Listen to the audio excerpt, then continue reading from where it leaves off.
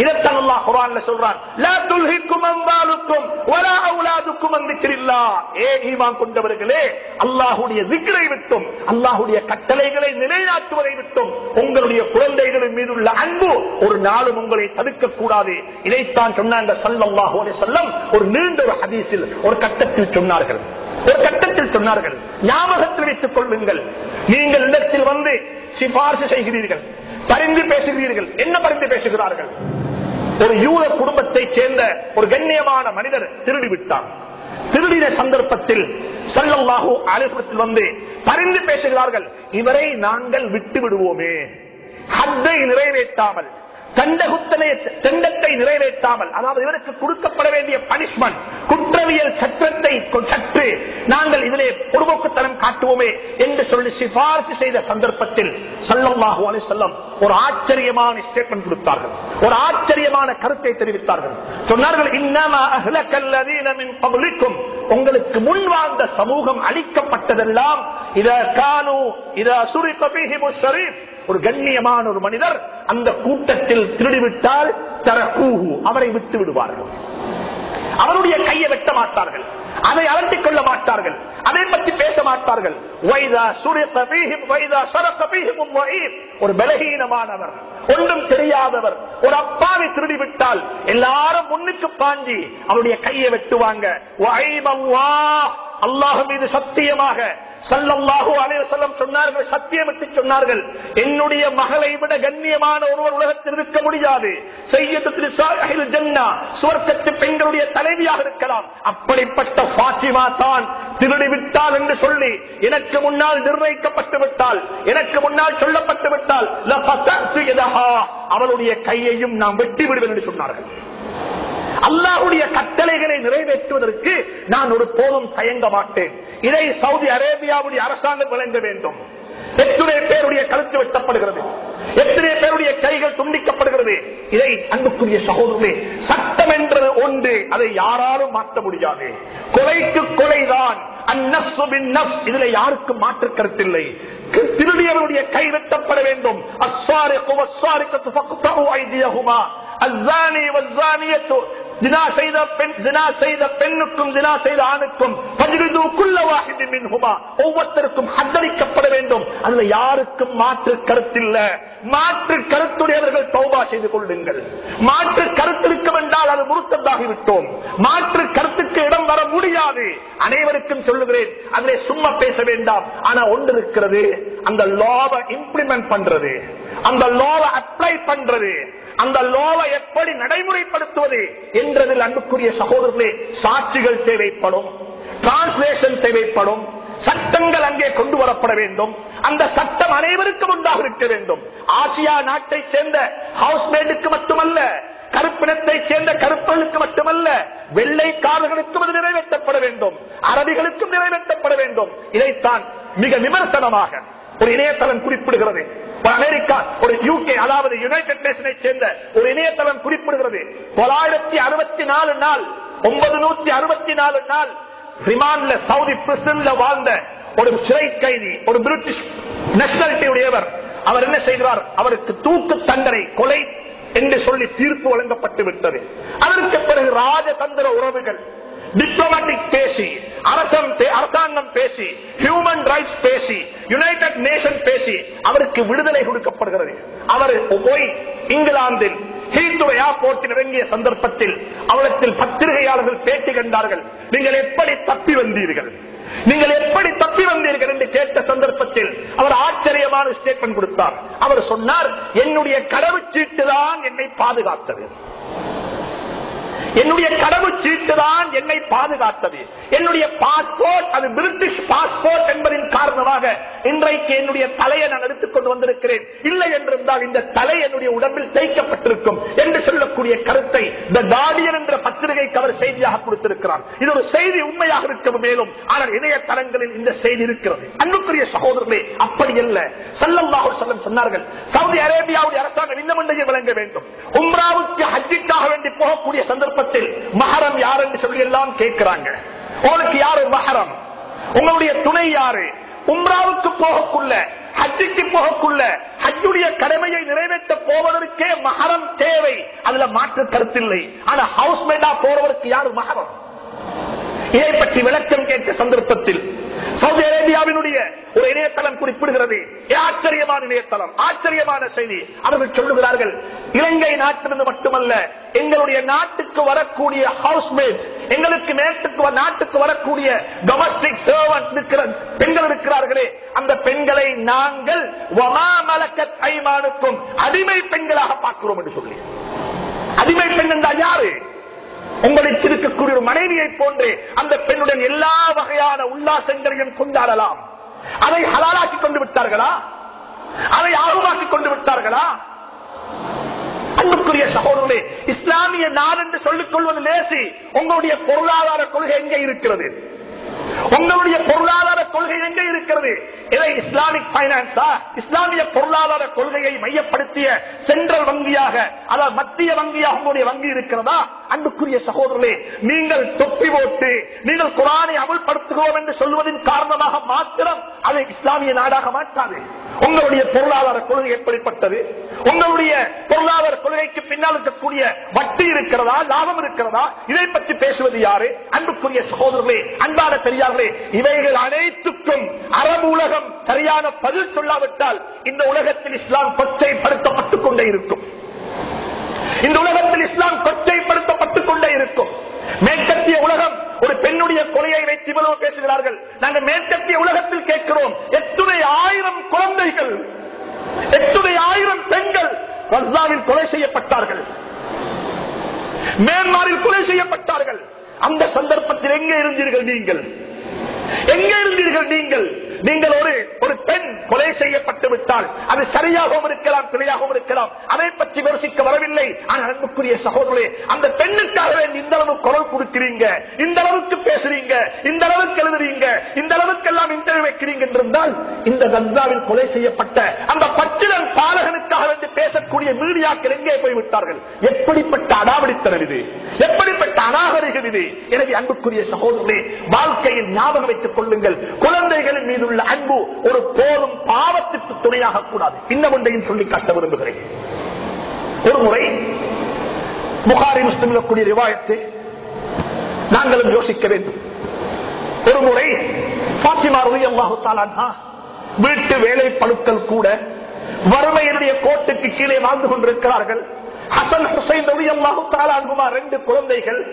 கணவனுக்கு தொழில் சரியான தொழில் இல்ல, ஒரு சாதாரண தொழில் செய்யக்கூடிய, கூலி வேலை செய்யக்கூடிய ஒருவர். வேலை கிடைத்தால் உணவு கிடைக்கும், வேலை கிடைக்காவிட்டால் பசியில வாழ வேண்டும். இப்படிப்பட்ட ஒரு வாழ்க்கை வாழக்கூடிய குடும்பத்தை சார்ந்த அந்த 2 கணவன் மனைவி 2 பேரும் பேசிக் கொள்றாங்க. இன்றைக்கு உங்களோட வாப்பா ஹஜ்ரத் ரசூலுல்லாஹுடைய சபைக்கு சில அடிமை பெண்கள் வந்திருக்கிறாங்க, நீங்க போய் கேட்டா உங்களோட வாப்பா உங்களுக்கு ஒரு அடிமை பெண்ணை தருவாரு, அந்த அடிமை பெண்ணை பாவித்து உங்களோட தேவைகளை பூர்த்தி செஞ்சு கொள்ளையிலும் தானே, எனவே கேட்டுட்டு வாங்கோன்னு சொல்லி அனுப்புறாங்க. ஃபாத்திமா ரலியல்லாஹு தஆலா அன்ஹா புகாரி முஸ்லிம் கூடிய ரிவாயத்து, வாப்பாட்ட போறாங்க, ஆனா பேச இல்ல, வாப்பாட்ட கதைக்க இல்ல. ஏன் காரணம்? வெட்கப்பட்டாங்க. முஸ்லீம்கள் முஃமின்கள் யாசகம் கேட்க மாட்டார்கள், யாவற்றையும் கையேந்த மாட்டார்கள். கேட்ட அல்லாஹ்தான் கேட்பாங்க. கேட்க வெட்கம், அப்படியே திரும்பி வந்துட்டாங்க. 2வது தடவையாக 2 பேரும் கணவன் மனைவி 2 பேரும் சேர்ந்து போய் ஹஜ்ரத் ரசூலுல்லாஹ்விடத்தில் அப்ளை பண்றாங்க, அட்டையில வைக்கிறாங்க. எங்களுக்கு ஒரு தேவை இப்படி இருக்கிறது, கையெல்லாம் இப்படி, வீட்டு வேலை பளு இப்படி, வருமானம் இல்லாத பிரச்சனை, ஹசன் ஹுசைனுடைய தேவை இப்படி எல்லாம் இருக்கிறது, எங்களுக்கு உதவி செய்யுங்கோன்னு சொன்ன சந்தர்ப்பத்தில் ஸல்லல்லாஹு அலைஹி வஸல்லம், ஒரு பக்கம் குடும்பம் இருக்கக்கூடிய மகள், ஒரே ஒரு மகள், அந்த மகள் ஒரு சுவர்க்கத்து பெண்களுடைய தலைவி. அந்த பெண் கேட்கிற கேள்வி என்னவென்று சொன்னா, என் வீட்டு கூடைய மாத்தோடம் இதுக்கு காசு தாங்க கேட்கல, என் மவனை படிக்க வைக்கணும் அதுக்கு காசு தாங்க கேட்கல, ஒரு டொமஸ்டிக் சர்வன்ட் வேணும் வீட்டுக்கு தேவைக்கு வேலைக்கு என்று கேட்ட சந்தர்ப்பத்தில் ஸல்லல்லாஹு அலைஹி வஸல்லம் நீதம் நிலைநாட்டினாங்க, சரியான பதில் சொன்னாங்க. அந்த 2 பேரையும் பார்த்து, வல்லாஹி லா உதீகுமா, இந்த சந்தர்ப்பத்தில் இந்த அடிமைகள் யாரையும் எனக்கு உங்களுக்கு தர முடியாது. ஏன் தர முடியாது தெரியுமா? என்னுடைய திண்ணை தோழர்களில் என்னுடைய அஸ்ஹாபு சுஃபா என்று வர்ணிக்கப்படக்கூடிய இந்த திண்ணை தோழர்களில் எத்தனையோ பேர் இருக்கிறாங்க, எத்தனையோ நாள் கணக்கில் சாப்பிடாமல் வயிறு நெஞ்சு முதுகோடே சேர்ந்து இருக்கிறது. அவர்கள் பசியில வாடிக்கொண்டிருக்கிறார்கள். அஸ்ஹாபு சுஃபாவுடைய வயிறு அப்படியே காஞ்சி வறண்டிருக்கிறது, சாப்பாடு இல்லாம. நிச்சயமாக நான் இந்த அடிமைகளை விற்க போறேன், பஜார்ல வித்து போட்டு வரக்கூடிய பணத்தெடுத்து நான் என்னுடைய அஸ்ஹாபு சுஃபாவுக்கு உணவு கொடுப்பது தான் என்னுடைய முதலாவது கடமை, அதைத்தான் நான் செய்ய போறேன் என்று சொல்லி ஸல்லல்லாஹு அலைஹி வஸல்லம் அந்த 2 பேருக்கும் சொல்லி திருப்பி அனுப்பி வச்சாங்க. இதுக்கு பெயர் சமூக உணர்வு, இதற்கு பெயர் சமூக உணர்வு. இன்றைக்கு உம்மத்தில நாங்க சொல்றோம் ஹவுஸ்மேட் போறாங்க. அன்புக்குரிய சகோதரர்களே, எத்தனை பேர் போய் பார்த்தாங்க? வெள்ளத்துல மக்கள் தாண்டு வீடு இல்லாம, உண்ண உணவில்லாம, தண்ணி இல்லாம மக்கள் சஞ்சலப்பட்டுக் கொண்டிருக்கிறாங்க. கொஞ்சம் உள்ளத்துல கைய வச்சு கேட்டு பாருங்க பார்ப்போம், எத்தனை பேருடைய வலிமா கேன்சல் ஆகிச்சது, எத்தனை பேருடைய பங்கன் கேன்சல் இருக்கிறது. இந்த வலிமாவுக்கு செலவழித்து வச்சிருந்த பங்கனுக்குள்ள காசு இன்னைக்கு நான் இதை புத்தளத்துக்கு கொடுக்கிறேன், நான் இதை மன்னாருக்கு கொடுக்கிறேன், நான் இதை வெள்ளத்துல தாண்ட மக்களுக்கு கொடுக்கிறேன் என்று சொல்லி கொடுத்தவன் எங்க இருக்கிறாங்க? ஆனா சமூகத்தில் சீரழிவு என்னவென்று சொன்னால், அன்புக்குரிய சகோதரே, வலிமாக்களை தாம்பிகமாக மாற்றிவிட்டோம், கல்யாணங்களை அனாச்சாரமாக மாற்றிவிட்டோம், கல்யாணங்களை மியூசிக்கல் ஷோக்களாக மாற்றிவிட்டோம், திருமணங்களை பாவத்துக்கு இடமாக மாற்றிவிட்டோம். அன்புக்குரிய சகோதரர்களே, நாங்க பேசக்குள்ள பேசுறோம், கணவனும் மனைவியும் ஒன்று சேர்வதற்கு முன்னால 2 ரக்காத்து தொழுது கொள்ள வேண்டும் என்று சொல்லி சுன்னத்தான தொழுகையை பற்றி பேசுறோம். நான் கேட்கிறேன், அன்றைக்கு ராவு கணவனும் மனைவி விசா தொழுதிருப்பார்களா? விசா தொழுதிருப்பார்களா? பொன்னுடுப்பாட்ட வந்த அந்த பெண் முகருடைய நேரத்தில் உடுப்பாட்டுகிறாள். நாங்க சுன்னத்தான தொழுகைகள் கணவன் மனைவி 2 பேரும் சேர்வதற்கு முன்னால 2 ரக்காத்து சுன்னத்து தொழுகோங்கோ என்பதை பற்றி நாங்கள் வலியுறுத்துகிறோம். நான் கேட்கிறேன், எத்துணை மாப்பிளைக்கு, எத்துணை பெண்ணுக்கு அன்றைய நாளுடைய இஷாவுடைய ஜமாத்து கடமையாக இருக்கும், ஜமாத்திலும் தொழக்கூடிய பாக்கியம் கிடைத்திருக்கும். அன்புக்குரிய சகோதரே, வலிமாக்களை சுருக்குங்கள், கல்யாணங்களை சுருக்குங்கள். 5 நட்சத்திர ஹோட்டல்கள் மாத்திரம் அல்ல, எந்த ஹோல்லையும் வைத்து நீங்க செய்ய வேண்டிய அவசியம் இல்லை.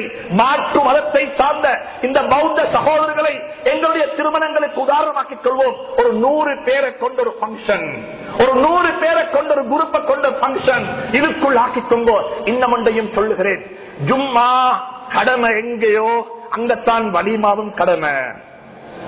எல்லாரும் சொல்லுவாங்க வலிமாக்கு சொன்னா கட்டாயம் போகணும். யாழ்ப்பாணத்தில் சொன்ன வலிமாவுக்கு போக தேவையில்ல, மன்னார்ல சொன்ன வலிமாவுக்கு போக தேவையில்ல.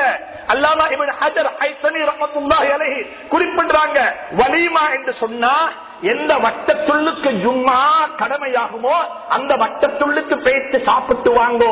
அது இல்லாம பேய்த்து இன்னைக்கு வலிமா சாப்பிட்டா சுபகுடைய ஜமாத்து கிடைக்காது.